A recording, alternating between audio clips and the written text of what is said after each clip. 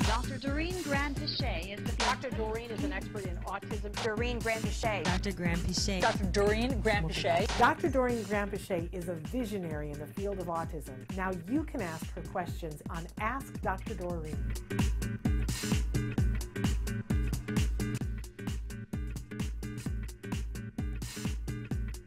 I really want to get right now to Jill wrote in and said, my son refuses to go in the bathtub. He is not afraid of water.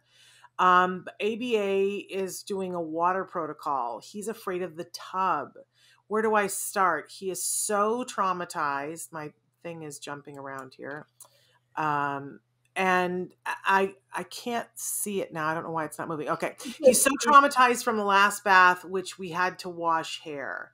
And I really appreciate this, Jill, because this is one of the things that came up a lot when I was at the CalABA the other day, is about trauma and trauma-informed care and how careful we need to be, because when kids are traumatized, and then we get in there and we aren't thinking about the trauma and try to do something, sometimes we can gum it up and make it worse, which was not our intention.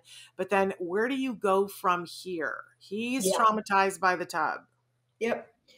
So trauma is really interesting. It's funny. I had this experience with my son when he was very little. And this is the kind of thing that happens when kids, in trauma, and how it generalizes. He was probably about, I want to say 2.5 or something. And we were in Europe, and, until that point of his life, he was living in California, where it doesn't rain. Just that simple. So he's not had the experience of rain. So we go to Germany, and he was out playing with someone, and it started to rain and thunder, which is a very typical thing in Europe, in Germany. And my son was not familiar with that. And this person who was with him, an adult, was just trying to make it playful, and said, "Oh, thunder, we better run," and picked him up and started running home and brought him inside. And unfortunately, that experience became traumatic for him. He became terrified of thunder initially, which of course a lot of kids are afraid of as well. But then that turned into water, because it was rain. And then that water that generalized to oceans or all bodies of water. He wouldn't go out. And then he started to be terrified of even the bathtub. Exactly the same situation here. Whereas before, he used to love taking a bath. And that even became worse, because then he started to kind of become agoraphobic in some ways, that he didn't want to go outside, even back in California, because he was afraid of the rain, right? And it was like, what will I do? So this reversing trauma is a thing that takes a long time. And so one of the things I had to do was literally, I had to take, the big one, when I realized that it has generalized a lot, was when we then sometime later were in Hawaii, and he just absolutely refused to go down to the ocean, right? Would just not go. And he had massive tantrums around it. And so for an entire week, I would stand where he was comfortable, a certain distance from the ocean, and I would do all kinds of activities. And the goal for that day was that we would go one step further closer, and that was it.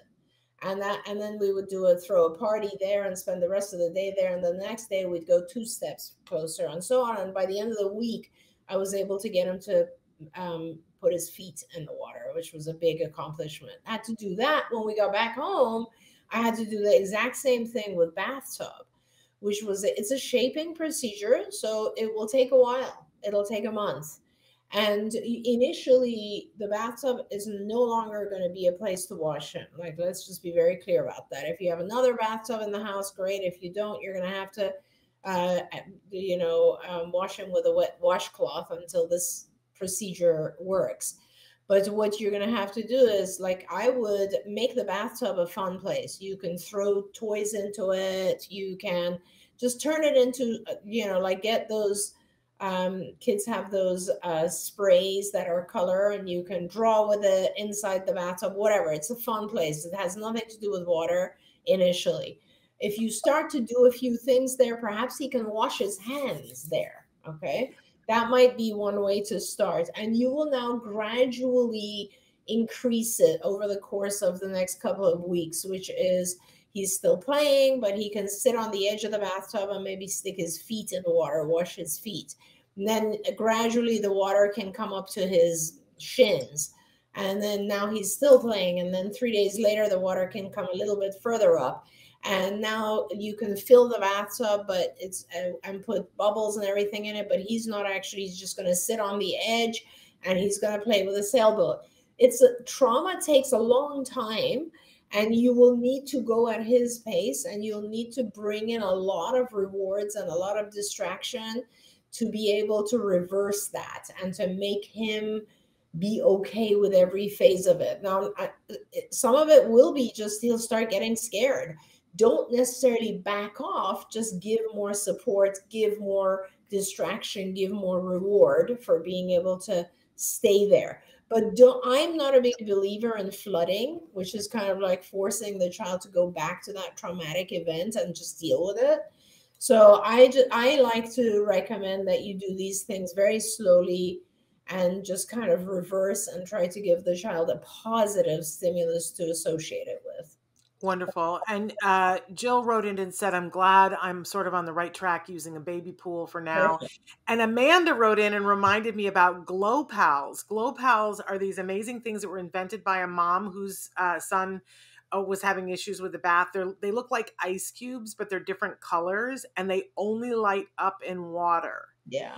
And you start with them in a glass of water that they can stick the Glow Pal in the glass of water and they see that it lights up, and then you put it in a bowl, and then eventually you put it someplace else, and so that they want to use it in the bathtub. Love us some Glow Pals. They were in our toy guide a couple of years ago. They're so good. Yeah. Thank you. And I do want to say that for Amanda and Sarah, Sarah was asking the question about the hyperlexias.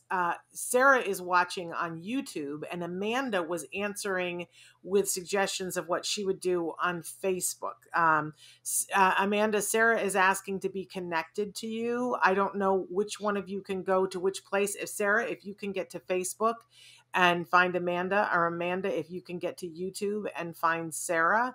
That way, maybe you guys, because you're talking on two different platforms, and I didn't realize that until just a couple of minutes ago.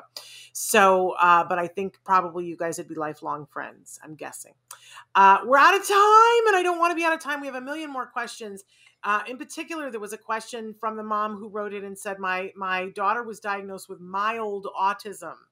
The therapist said her language delay was due to autism and had nothing to do with cognitive impairment. He also said that she would catch up to her peers and I shouldn't worry about it too much since her case is pretty mild. He did, however, recommend ABA therapy. And then when she went for the assessment, they told her that they were recommending 40 hours a week. She says, that's way higher than I assume my daughter would need since she has such a mild case.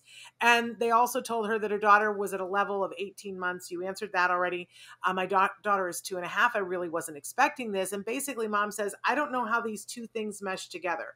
We're going to ask Dr. Granpeche in the next couple of days to answer that on TikTok, as well as some other questions that you guys have written in. There's some pretty weighty ones, but so there you go. Amanda found her on YouTube. Amanda, you're amazing. So thrilled. And Gareth, thank you for being here. We loved all of your input. Thank you all of you for being here. We loved all of your input. And check out Ask Dr. Doreen on TikTok. And you can also be asking your questions there and seeing them answered there. But thank you so much for being here. If you found anything helpful in this video, please give us a like. In fact, make sure that you smash that subscribe button on YouTube and give us a like on Facebook. You can also follow us on Twitter and Instagram for important updates. And please download our free podcast wherever you get your podcasts. See you next time. Until then, give your kiddos a hug from me and one for you too. Bye-bye for now. To subscribe, click here. And if you'd like to check out some more of our videos, click here.